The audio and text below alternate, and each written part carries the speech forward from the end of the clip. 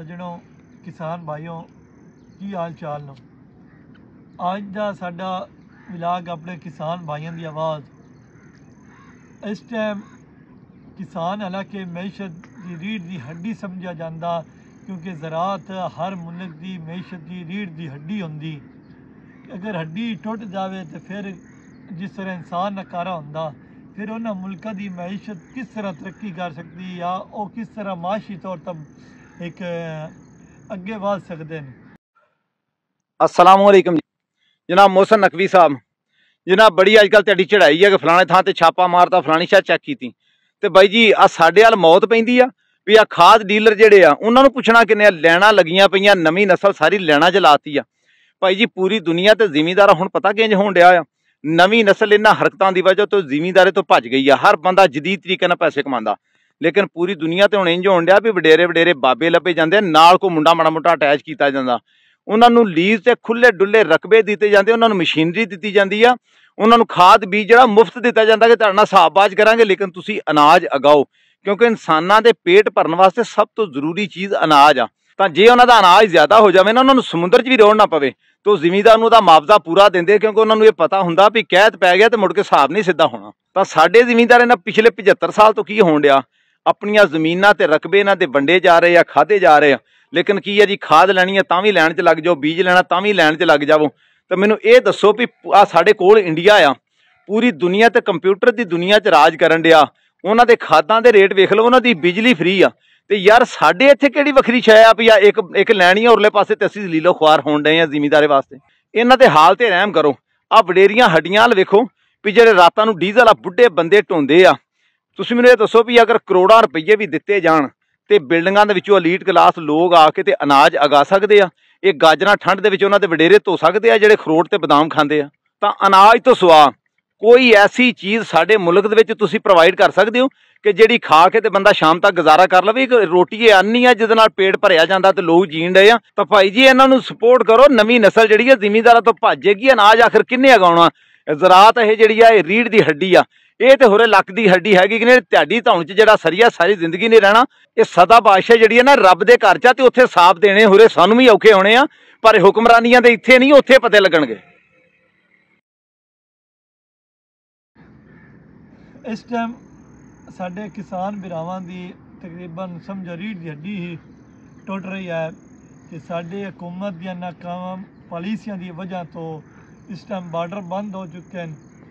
माल्टा किन्नू का सीजन बिल्कुल अरूज था। तुसीं आ वेख लो साडे नाल इस टाइम किन्नू के बागात मौजूद हैं, बिल्कुल अडोल बाग साडे खलोते हैं। इस टाइम बड़ी परेशानियां आम जमींदारां नूं हर एक नूं सन आपन, क्योंकि बाग इस टाइम सेल भी कम फैक्ट्रियां इस टाइम सेल भी नहीं कर रही, मतलब खरीद भी नहीं रही, ना असी सेल कर रहे हैं, क्योंकि ना असी बेच सकते पे हाँ, ना साढ़े को खरीदियां पईयां न। हुण अगे पहले 1500-2000 तक रेट गया, हुण वो रेट थल्ले आ गया 1000 तक। हुण बार बार इहो आखदे कि साढ़े दी अग बार्डर बंद हो गए, बार्डर बंद हो गए तो असी ਜਿਹੜਾ ਨਾ ਉਹ ਨਾ ਖਰੀਦ ਕਰ ਸਕਦੇ। ਮਾਲਟਾ ਜ਼ਾਇਆ ਹੋ ਰਿਹਾ, ਸਾਰਾ ਕੁਝ ਹੋ ਰਿਹਾ।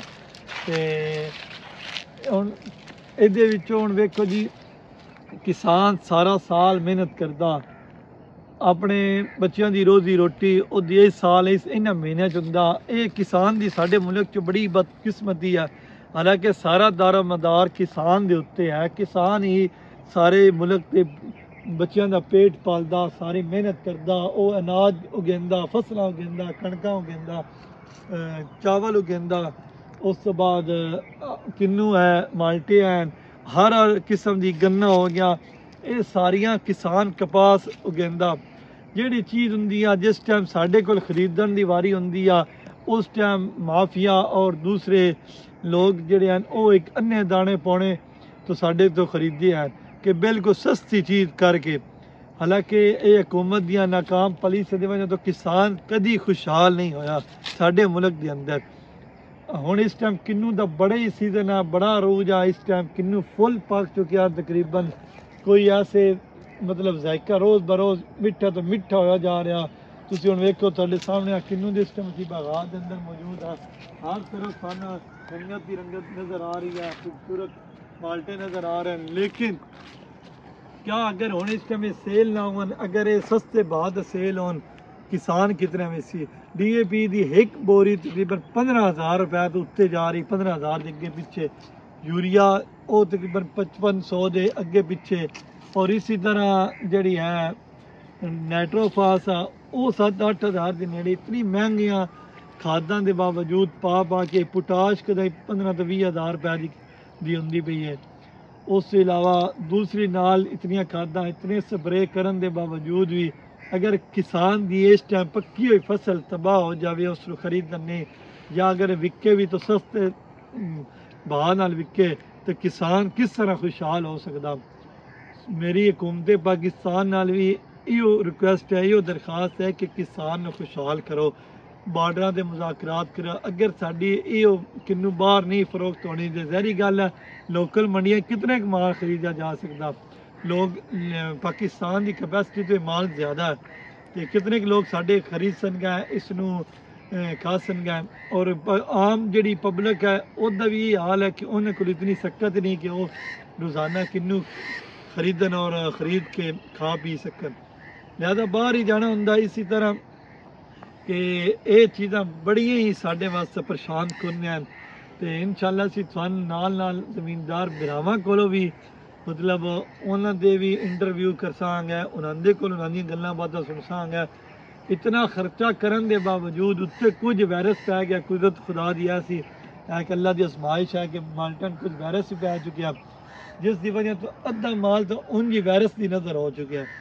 जेड़ा अद्धा माल है पिछे साफ माल है उसनूं भी नहीं खरीदिया जा सकता पिया। ये बड़ी साढ़े कन परेशान कुन है गल कि जे असी साडा माल है किन्नू वगैरह भी अगर खरीदी न जावन तो फिर किसान किस तरह खुशहाल हो सकता। तो ये चीज़ां साढ़े वास्ते बड़े नुकसानदेह। सामने हुण तुसीं कणकां वेख रहे हो, कणकां दी ये सूरत हाल है कि सानूं कणक असीं उत्ते निजारा करवाने आ। अगे आओ जी, कणके दी है कि कणकां नूं इस टाइम खादां वगैरह पाउणियां दी बड़ी अच्छी जरूरत है।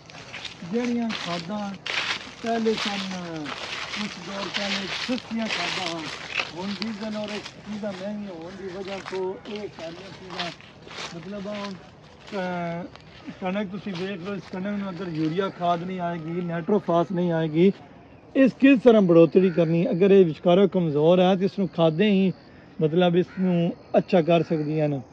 तो अगर इस टाइम साडियां जितनियां भी हैं वो खादां जिहड़ियां हैं वो नहीं लभ रही साडे कोल, तो ये बड़े ही नुकसानदेह है। किसान बड़े ही परेशान हो चुके हैं।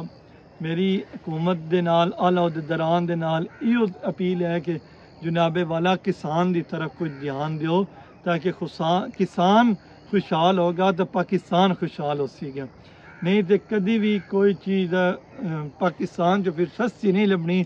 लोग जड़े हैं अगर गरीब बंदा फिर महंगी किस तरह रोटी खरीद सकती है, किस तरह फिर वो महंगे दामों आटा खरीद सकेगा और अपने बच्चों का पेट पाल।